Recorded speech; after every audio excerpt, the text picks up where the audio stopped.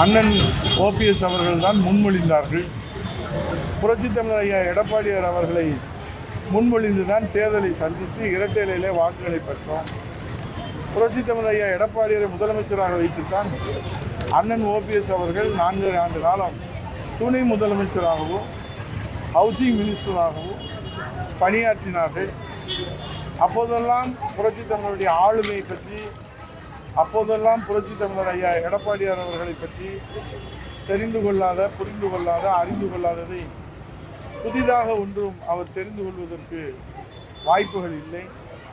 இப்போது அவர் சொல்வதெல்லாம் அவருடைய இயலாமையை வெளிக்காட்டுவதாகவும், குறிப்பாக புரட்சித் தமிழர் ஐயா எடப்பாடியுடைய எழுச்சி பயணம் வெற்றி பயணமாக, புரட்சி பயணமாக இதுவரை முதல் கட்டம், 2வது கட்டம் முடிந்து இப்போது 3வது கட்டம் கிருஷ்ணகிரியிலிருந்து தொடங்கி இருக்கிறது.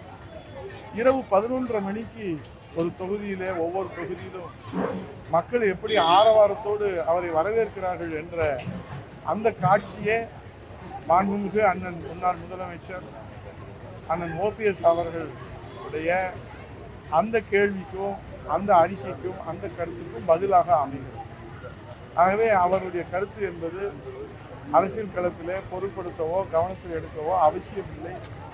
ஏனென்றால் அனைத்து இந்திய அண்ணா திராவிட முன்னேற்ற கழகம் மாலுமி இல்லாத கப்பலாக போய்விடுமோ என்ற கவலை இருக்கிற போது, ஒரு சிறந்த தாயன்பு கொண்ட, தெய்வ உள்ளம் கொண்ட, கருணை உள்ளம் கொண்ட, தொலைநோக்கு சிந்தனை கொண்ட, தாயன்போடு அரவணைக்கின்ற ஒரு ஆளுமை, ஒரு தலைமை அண்ணா திராவிட முன்னேற்ற கழகத்திற்கு வாராத வந்த மாமணியாக, பொக்கிஷமாக கிடைத்திருப்பதை நாம் எல்லோரும் அறிவோம். அந்த பயணம் வெற்றி பயணமாக சென்று கொண்டிருக்கிறது. ஆகவே அந்த கப்பலில் இருந்து தவறி போனவர்கள், அண்ணா திராவிட முன்னேற்ற கழகம் என்ற அந்த மாபெரும் மக்கள் அந்த பயணத்திலே, அந்த கப்பலில் இருந்து தவறி போனவர்கள், பாதை மாறி போனவர்கள், தடமுரண்டு போனவர்களுடைய கருத்துக்களை பற்றி நாம் பொருட்படுத்த தேவையில்லை என்பதுதான் என்னுடைய. மதுரை மாநகராட்சியில் 150 கோடிக்கு மேல ஊழல்ல கணவர் மேயருடைய கணவர், அதுதான் நாங்கள் தான் சொல்றோம். ஊழல் இல்லாத துறையே இல்லை.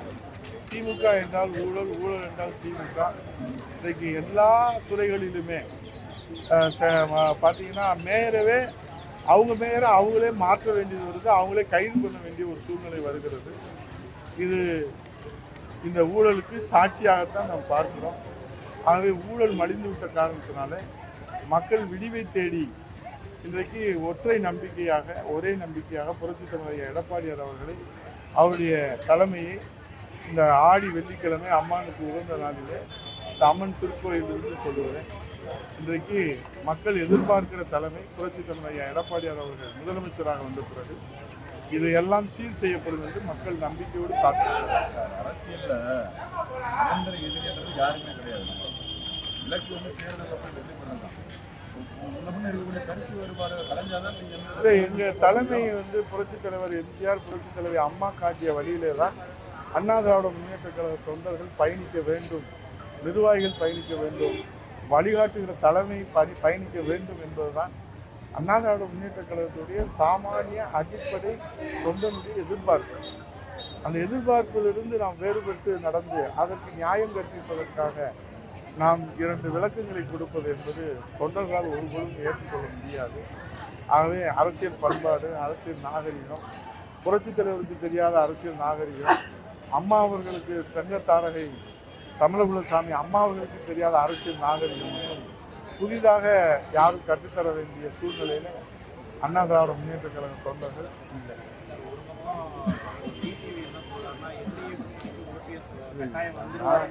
அது எல்லாமே இன்னும் காலம் இல்லை, அதுக்குள்ள எல்லாமே காலம் இருக்கிறது. வெயிட் அண்ட் சீ. காலம் நல்ல பதிலை தரும். நன்றி, வணக்கம். அனைவருக்கும் சுதந்திர தின வாழ்த்துக்கள். நல்ல பதிலை தரும்னா எல்லாருமே அண்ணன் தான். வயதில் மூத்தவர்கள் எல்லோரும், எல்லோரும் அண்ணன், வயதிலே குறைந்தவர்கள் எல்லோரும் தம்பி, சகோதரர்கள் தான். என்னைக்கும் அவர் அண்ணன் தான். அவர் ஒன்றும் மாற்று கருத்து அல்ல. ஆனால் அவர் இது போன்ற அனுதாபத்தை தேடுவதற்காகவும் இந்த திசை திருப்புகிற வேலையெல்லாம் இனியும் அவர் முயற்சி செய்தால் அவருக்கு இது மேலும் தோல்விதான் கிடைக்குமே தவிர, அவருக்கு அவர் நினைப்பதெல்லாம் நிச்சயமாக, ஏனென்றால் தடம் புரண்டவர்கள், தடமாறி போனவர்களுடைய கருத்துக்களை தமிழ்நாட்டு மக்களோ தொண்டர்களோ என்றைக்கும் பொறுப்படுத்த மாட்டார்கள் என்பதுதான் நம்முடைய தமிழக அரசியல் வரலாறு. அது அண்ணன் அவர்களுக்கும் நன்றாக தெரியும். நன்றி, வணக்கம். அனைவருக்கும் சுதந்திர தின நல்வாழ்த்துக்கள்.